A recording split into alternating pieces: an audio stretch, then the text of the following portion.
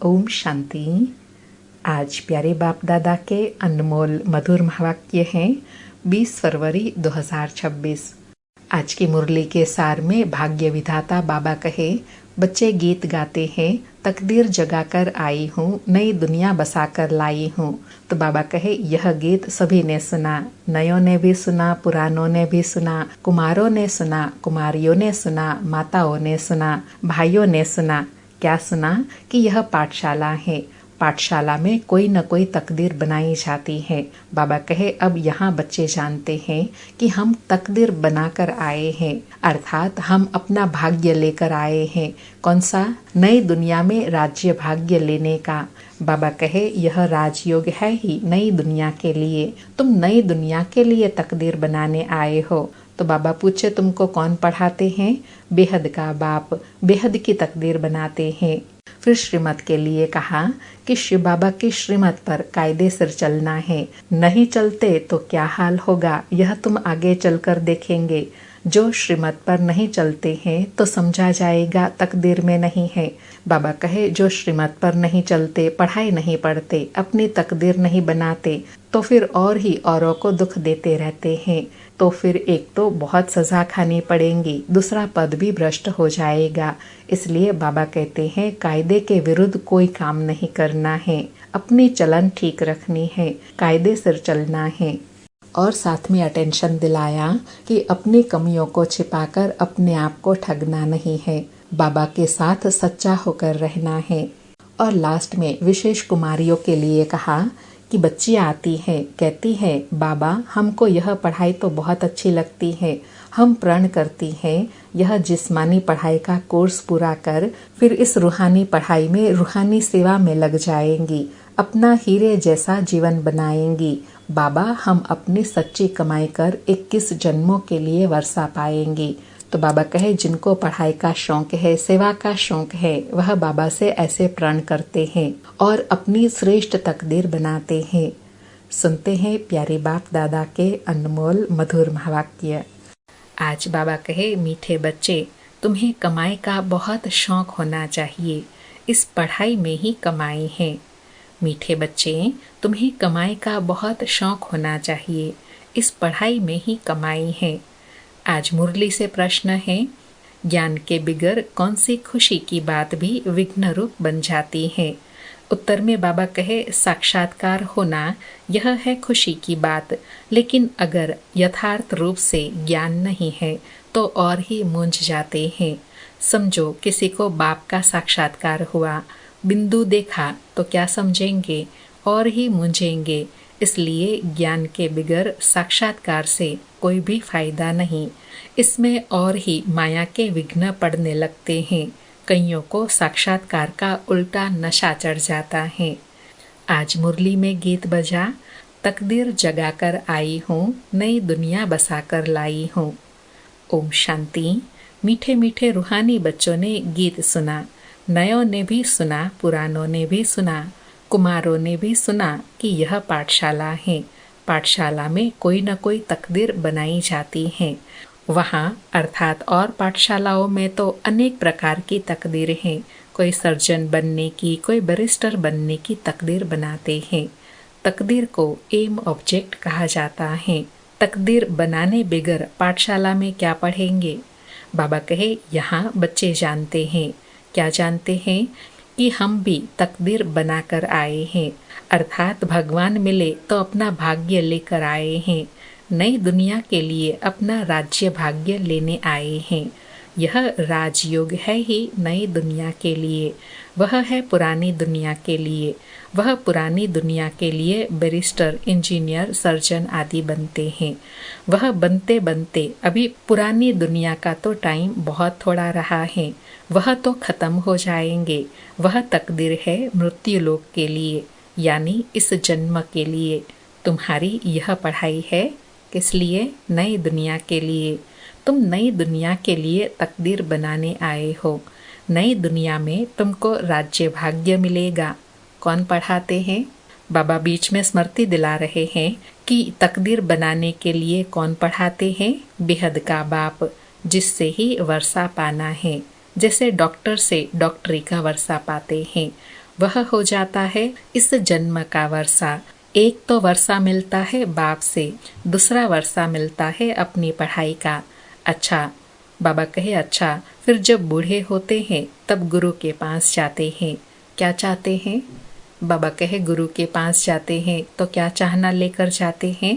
कहते हैं हमको शांति धाम में जाने की शिक्षा दो, हमको सद्गति दो, यहाँ से निकल शांति धाम ले जाओ। अब बाप से वर्षा मिलता है, टीचर से भी वर्षा मिलता है इस जन्म के लिए, बाकी गुरु से कुछ भी मिलता नहीं। बाबा कहे लौकिक में बाप से भी वर्षा मिलता है, टीचर से भी मिलता है, लेकिन गुरु से नहीं मिलता क्योंकि सद्गति होती नहीं। बाबा कहे टीचर से पढ़कर कुछ न कुछ वर्षा पाते हैं। टीचर बने, स्विंग टीचर अर्थात सिलाई टीचर बने, क्योंकि आजीविका तो चाहिए ना। बाप का वर्षा होते हुए भी पढ़ते हैं कि हम भी अपनी कमाई करें। गुरु से तो कुछ भी कमाई होती नहीं। हाँ, कोई कोई गीता आदि अच्छी रीति पढ़कर गीता पर भाषण आदि करते हैं। यह सब है अल्पकाल के सुख के लिए। अब तो इस मृत्यु लोक में है थोड़ा समय, पुरानी दुनिया खत्म होनी है। तुम जानते हो, क्या जानते हैं? हम नई दुनिया की तकदीर बनाने आए हैं। यह पुरानी दुनिया खत्म होनी है। बाप की व अपनी मिल्कियत भी भस्म हो जाएंगी, अर्थात हद की जो भी चीज़ें हैं वह सब समाप्त हो जाएंगी, फिर खाली हो जाएंगे। अभी तो कमाई चाहिए नई दुनिया के लिए। थोड़े दिन पहले भी बाबा ने स्मृति दिलाई ना कि यह अविनाशी कमाई ही साथ चलनी है। बाबा कहे पुरानी दुनिया के मनुष्य तो वह करा नहीं सकेंगे, नई दुनिया के लिए कमाई कराने वाला है शिव बाबा। यहाँ तुम नई दुनिया के लिए तकदीर बनाने आए हो।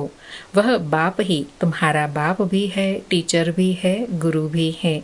और वह आते हैं कब? संगम पर। भविष्य के लिए कमाई करना सिखाते हैं।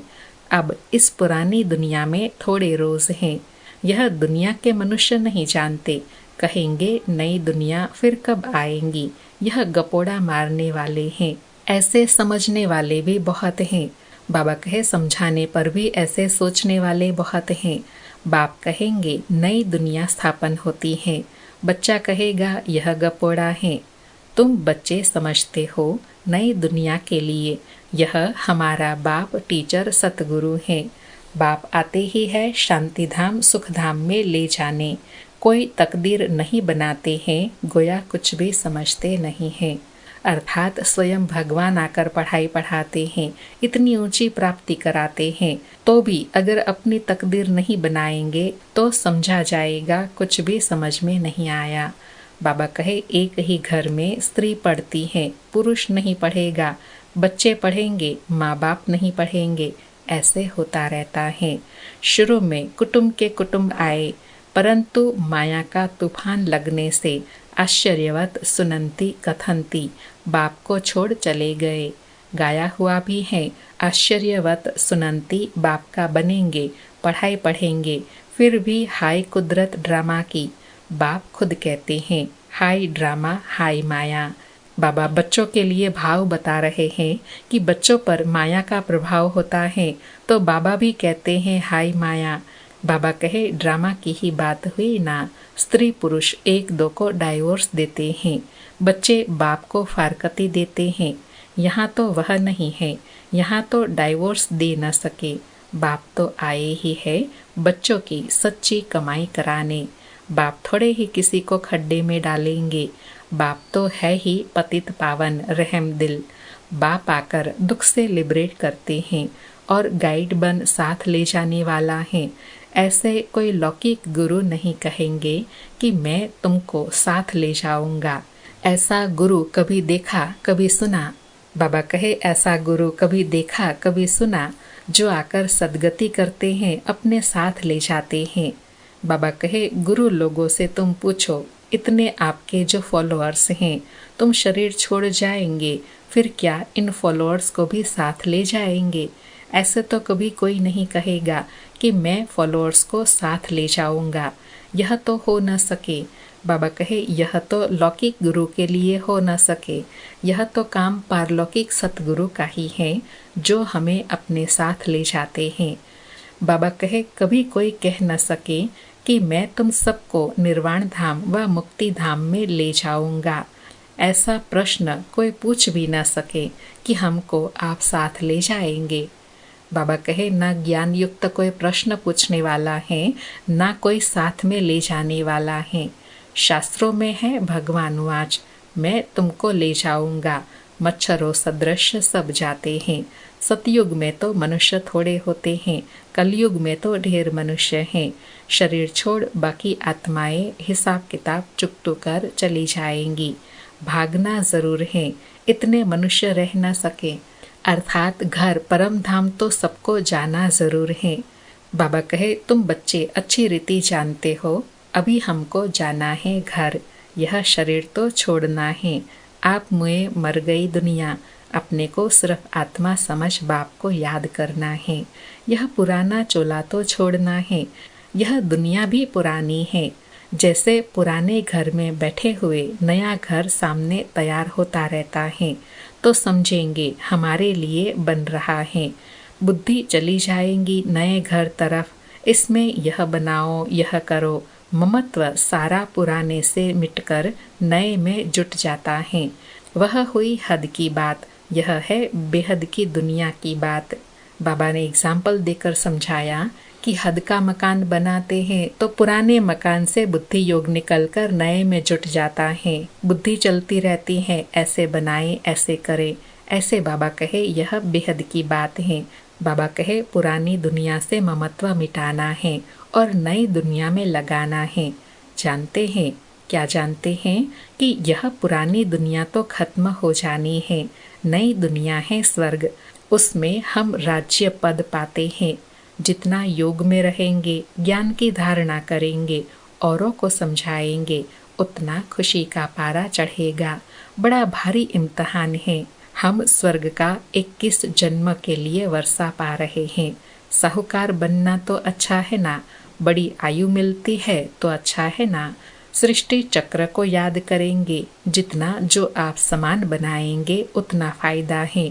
राजा बनना है तो प्रजा भी बनानी है। बाबा कहे ऊंच पद पाना तो सबको अच्छा लगता है ना, तो प्रजा भी बनानी है।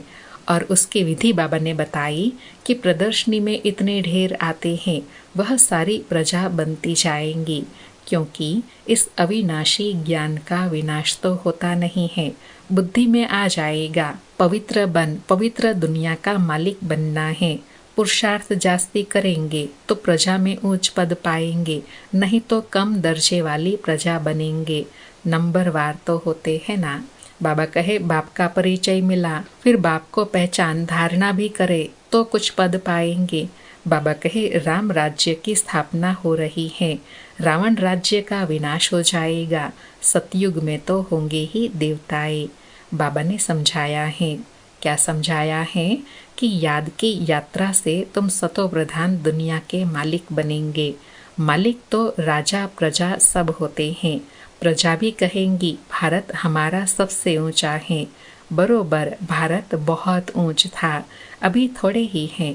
था जरूर, अभी तो बिल्कुल ही गरीब हो गया है। प्राचीन भारत सबसे साहूकार था। तुम जानते हो, क्या जानते हैं कि बरोबर हम भारतवासी सबसे ऊंच देवी देवता कुल के थे। दूसरे कोई को देवी देवता नहीं कहा जाता। अब तुम बच्चियां यह पढ़ती हो, फिर औरों को समझाना है। मनुष्य को समझाना तो है ना, अर्थात बाप का परिचय तो सबको देना है ना। तुम्हारे पास चित्र भी है, तुम सिद्ध कर बतला सकते हो। क्या बतला सकते हैं कि इन्होंने लक्ष्मी नारायण ने यह पद कैसे पाया। अंगे अक्षर अर्थात तिथि तारीख सहित तुम सिद्ध कर सकते हो। अब फिर से यह पद पा रहे हैं शिव बाबा से, उनका चित्र भी है। शिव बाबा है परमपिता परमात्मा। बाप कहते हैं ब्रह्मा द्वारा तुमको योग बल से 21 जन्म का वर्षा मिलता है। सूर्यवंशी देवी देवता विष्णुपुरी के तुम मालिक बन सकते हो। शिव बाबा दादा ब्रह्मा द्वारा यह वर्षा दे रहे हैं। पहले इनकी आत्मा सुनती है, आत्मा ही धारण करती है। मूल बात तो है ही यह। चित्र तो शिव का दिखाते हैं। यह चित्र परमपिता परमात्मा शिव का है। ब्रह्मा विष्णु शंकर है सूक्ष्म वतन के देवताए। प्रजापिता ब्रह्मा तो जरूर यहाँ चाहिए। प्रजापिता ब्रह्मा के बच्चे ब्रह्मा कुमार कुमारियाँ ढेर हैं। जब तक ब्रह्मा के बच्चे न बने तो ब्राह्मण बन न सके, तो शिव बाबा से वर्षा कैसे लेंगे। तो बाबा कहे शिव बाबा से वर्षा लेने के लिए पहले ब्रह्मा द्वारा ब्राह्मण बनना है, अर्थात पवित्र बनना है। बाबा कहे कुख की पैदाइश तो हो न सके, गाया भी जाता है मुख वंशावली। तुम कहेंगे हम प्रजापिता ब्रह्मा की मुख वंशावली हैं, वह गुरुओं के फॉलोअर्स होते हैं। यहाँ तुम एक को ही बाप टीचर सतगुरु कहते हो, सो भी इनको नहीं कहते हो। निराकार शिव बाबा ही हैं, ज्ञान का सागर हैं, सृष्टि के आदि मध्य अंत का ज्ञान देते हैं। टीचर भी वह निराकार हैं, जो साकार द्वारा ज्ञान सुनाते हैं।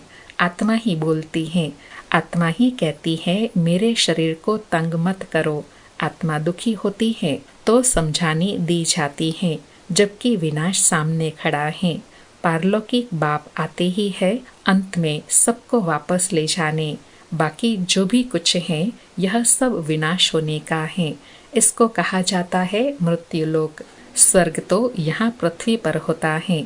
दिलवाड़ा मंदिर बना हुआ है, नीचे तपस्या कर रहे हैं, ऊपर में स्वर्ग है, नहीं तो कहाँ दिखावे। बाबा कहे डिजाइन के हिसाब से स्वर्ग ऊपर बना दिया है, वास्तव में स्वर्ग तो यहाँ धरती पर ही होता है। बाबा कहे ऊपर में देवताओं के चित्र दिखाए हैं, वह भी होंगे तो यहाँ ना। समझाने की बड़ी युक्ति चाहिए, मंदिरों में जाकर समझाना चाहिए। यह शिव बाबा का यादगार है, जो शिव बाबा हमको पढ़ा रहे हैं। शिव है वास्तव में बिंदी, परंतु बिंदी की पूजा कैसे की जाए, फल फूल कैसे चढ़ाए जाए, इसलिए बड़ा रूप बनाया है। इतना बड़ा कोई होता नहीं। बाबा कहे ऐसे ऐसे समझाना है कि यह मंदिर परमपिता परमात्मा शिव बाबा का यादगार है, जो आकर हमें अभी पढ़ाते हैं। उनका वास्तविक रूप निराकार है। बाबा कहे गाया भी जाता है, भ्रकुटी के बीच में चमकता है अजब सितारा, है भी अति सूक्ष्म बिंदी। बड़ी चीज हो तो साइंस आदि वाले जट उनको पकड़ ले, न इतना 1000 सूर्य से तेज वाला है, कुछ भी नहीं। बाबा कहे अगर बड़ी चीज होंगी तो साइंस के साधनों से दिखाई देंगी ना, लेकिन ऐसे नहीं है। परम पिता परमात्मा के स्वरूप को कोई नहीं जानते, वो निराकार है, अति सूक्ष्म है। बाबा कहे कोई कोई भगत लोग भी गाते हैं ना, कहते हैं बस हमको यह चेहरा देखने में आता है। बाबा समझते हैं उनको परम पिता परमात्मा का पूरा परिचय नहीं मिला है, अभी तकदीर ही नहीं खुली है। जब तक बाप को न जाने, यह न समझे क्या कि हमारी आत्मा बिंदी समान है, शिव बाबा भी बिंदी है, उनको याद करना है। ऐसे समझ जब याद करे तब विक्रम विनाश हो। अर्थात जब तक यथार्थ विधि से बाबा को याद न करे तब तक उनको प्राप्ति नहीं हो सकती। और यथार्थ विधि कौन सी है? अपने को आत्मा बिंदी समझ बिंदी बाप को याद करना। बाकी यह देखने में आता है, ऐसा दिखता है वैसा दिखता है, इसको फिर माया का विघ्न कहा जाता है। बाबा अंडरलाइन करा रहे हैं कि कई कहते हैं ना कि बाबा हमको ऐसे दिखाई देते हैं, ऐसा होता है, तो कईयों को रियल अनुभव होता है, लेकिन कईयों में फिर माया भी प्रवेश कर लेती है। इसलिए बाबा कहे बड़ा सावधान रहना है, समझना है कि यह रियल अनुभूति है या माया तो नहीं है ना। बाबा कहे तुम बच्चे तो अभी खुशी से कहते हो, क्या कहते हैं? हमको बाप मिला है। मनुष्य तो श्री कृष्ण का साक्षात्कार कर बहुत खुशी में डांस आदि करते हैं, परंतु उनसे कोई सद्गति नहीं होती। यह साक्षात्कार तो अनायास ही हो जाता है। अगर अच्छी तरह से पढ़ेंगे नहीं तो प्रजा में चले जाएंगे। साक्षात्कार का भी फायदा तो मिलना है ना। भक्ति मार्ग में बड़ी मेहनत करते हैं तब साक्षात्कार होता है। यहाँ थोड़ी भी मेहनत करते हैं तो साक्षात्कार होता है, लेकिन फायदा कुछ नहीं, क्योंकि बाबा कहे यहाँ पुरुषार्थ पर डिपेंड करता है। साक्षात्कार होने के बाद अगर पुरुषार्थ नहीं किया तो कुछ प्राप्ति नहीं हो सकती। बाबा कहे श्री कृष्णपुरी में साधारण प्रजा आदि जाकर बनेंगे। अभी तुम बच्चे जानते हो क्या जानते हैं कि शिव बाबा हमको यह नॉलेज सुना रहे हैं। बाप का फरमान है, पवित्र जरूर बनना है, परंतु कोई कोई पवित्र भी रह नहीं सकते। कभी पतित भी यहाँ छिपकर आ जाते हैं। वह अपना ही नुकसान करते हैं, अपने को ठगते हैं। बाप को ठगने की बात ही नहीं। बाबा कहे भगवान को क्या ठगेंगे, वो अपने को ही ठगते हैं। बाबा कहे बाप से ठगी करके कोई पैसा लेना है क्या। शिव बाबा के श्रीमत पर कायदे से नहीं चलते हैं तो क्या हाल होगा, समझा जाएगा। तकदीर में नहीं है। नहीं पढ़ते हैं तो औरों को दुख देते रहेंगे, तो एक तो बहुत सजा खानी पड़ेगी और दूसरा फिर पद भी भ्रष्ट हो जाएगा। बाबा अंडरलाइन करा रहे हैं कि अगर दूसरों को दुख देंगे तो एक तो सजा भी बहुत खानी पड़ेगी, फिर पद भी कम हो जाएगा। बाबा कहे कोई भी कायदे के विरुद्ध काम नहीं करना चाहिए। बाप तो समझाएंगे ना कि तुम्हारी चलन ठीक नहीं है। बाप तो कमाई करने का रास्ता बताते हैं, फिर कोई करे न करे उनकी तकदीर। सजाए खाकर वापस शांति धाम तो जाना ही है। पद भ्रष्ट हो जाएगा, कुछ भी मिलेगा नहीं। आते तो बहुत हैं, परंतु यहाँ तो बाप से वर्षा लेने की बात है। बाबा कहे आते तो बहुत हैं, लेकिन मूल पुरुषार्थ कौन सा है, बाबा से वर्षा लेने का। बाबा कहे बच्चे कहते हैं बाबा हम तो स्वर्ग का वर्षा सूर्यवंशी पद पाएंगे, राजयोग है ना। स्टूडेंट स्कॉलरशिप भी लेते हैं ना, पास होने वाले को स्कॉलरशिप मिलती है। यह माला उन्हों की बनी हुई है। किन्हों की, जिन्होंने स्कॉलरशिप ली है। जितना जितना जैसा पास होगा ऐसे ऐसे स्कॉलरशिप मिलेंगी। यह माला बनी हुई है। स्कॉलरशिप वालों की वृद्धि होते होते हजारों बन जाते हैं। राजाई पद है स्कॉलरशिप। बाबा स्पष्ट कर रहे हैं कि स्कॉलरशिप किसको कहेंगे, राजाई पद पाना उसको ही स्कॉलरशिप कहा जाएगा। बाबा कहे जो अच्छी रीति पढ़ाई पढ़ते हैं वह गुप्त नहीं रह सकते, अर्थात पुरुषार्थ से प्रैक्टिकल धारणा से दिखाई देता है। बाबा कहे बहुत नए नए भी पुरानों से आगे निकल पड़ेंगे। जैसे देखो कई बच्चियां आती हैं, कहती हैं हमको यह पढ़ाई तो बहुत अच्छी लगती है, हम प्रण करती हैं यह जिस्मानी पढ़ाई का कोर्स पूरा कर फिर इस पढ़ाई में लग जाएंगी, अपना ही हीरे जैसा जीवन बनाएंगी। हम अपनी सच्ची कमाई कर 21 जन्म के लिए वर्षा पाएंगी। कितना खुशी होती है। बाबा कहे कहीं ऐसे भी बच्चियां आती हैं जो ऐसे बाबा से प्रण करती हैं और अपना भाग्य बनाती हैं। बाबा कहे जानते हैं यह वर्षा अब नहीं लिया तो फिर कभी ले नहीं सकेंगे। पढ़ाई का शौक होता है ना, कोई को तो जरा भी शौक नहीं है समझने का। पुरानों को भी इतना शौक नहीं जितना नयों को है। वंडर है ना, कहेंगे ड्रामा अनुसार तकदीर में नहीं है तो भगवान भी क्या करे, टीचर तो पढ़ाते हैं। बाबा कहे मैं तो पढ़ाता हूँ, पुरुषार्थ नहीं करेंगे तो बाबा क्या करेंगे।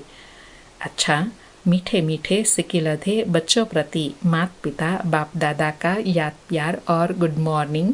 रूहानी बाप की रूहानी बच्चों को नमस्ते। हम रूहानी बच्चों की रूहानी माता पिता बाप दादा को याद प्यार गुड मॉर्निंग और नमस्ते बाबा नमस्ते। आज सारी मुरली से धारणा के लिए सार है। पहला पॉइंट, अपनी कमियों को छिपाना भी स्वयं को ठगना है, इसलिए कभी भी अपने से ठगी नहीं करनी है। दूसरा पॉइंट, अपनी ऊंच तकदीर बनाने के लिए कोई भी काम कायदे के विरुद्ध नहीं करना है। पढ़ाई का शौक रखना है, आप समान बनाने की सेवा करनी है। आज प्यारे बाबा ने वरदान दिया, अमृत वेले की मदद व श्रीमत की पालना द्वारा स्मृति को समर्थवान बनाने वाले स्मृति स्वरूप भव। अमृत वेले की मदद व श्रीमत की पालना द्वारा स्मृति को समर्थवान बनाने वाले स्मृति स्वरूप भव। स्पष्टीकरण है, अपनी स्मृति को समर्थ बनाना है व स्वतः स्मृति स्वरूप बनना है। तो अमृत वेले के समय की वैल्यू को जानो।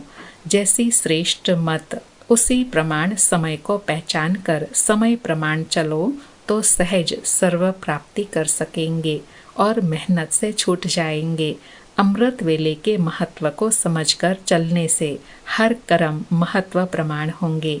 उस समय अमृत वेले विशेष साइलेंस रहती है, इसलिए सहज स्मृति को समर्थवान बना सकते हो। बाबा कहे स्मृति स्वरूप सो समर्थवान बनने के लिए अमृत वेले के महत्व को जानो, क्योंकि अमृत वेले के समय सर्व प्राप्तियां सहज हो सकती हैं। इसलिए बाबा कहे अमृत वेले का महत्व जान समय पर पुरुषार्थ करो। आज का स्लोगन है, याद और निरंतर सेवा द्वारा माया जीत बनने वाले ही सदा विजयी हैं। याद और निस्वार्थ सेवा द्वारा माया जीत बनने वाले ही सदा विजयी हैं। आज के अव्यक्त इशारे हैं, एकता और विश्वास की विशेषता द्वारा सफलता संपन्न बनो। बाबा कहे संगठित रूप में आप ब्राह्मण बच्चों की आपस में संपर्क की भाषा अव्यक्त भाव की होनी चाहिए, जैसे फरिश्ते अथवा आत्माएं आत्माओं से बोल रही हैं। इसके लिए किसी की सुनी हुई गलती को संकल्प में भी न स्वीकार करना और न कराना। ऐसी जब स्थिति हो तब ही बाप की जो शुभकामना है एक मत संगठन की, वह प्रैक्टिकल में होंगी और आपके द्वारा बाप प्रत्यक्ष होगा। बाबा कहे संगठन को मजबूत बनाने की विधि क्या है कि आपस में जब ब्राह्मण परिवार में मिलते हो तो अव्यक्त भाव की भाषा हो, बाकी सब भाव समाप्त हो। अच्छा, ओम शांति। शुक्रिया बाबा, शुक्रिया।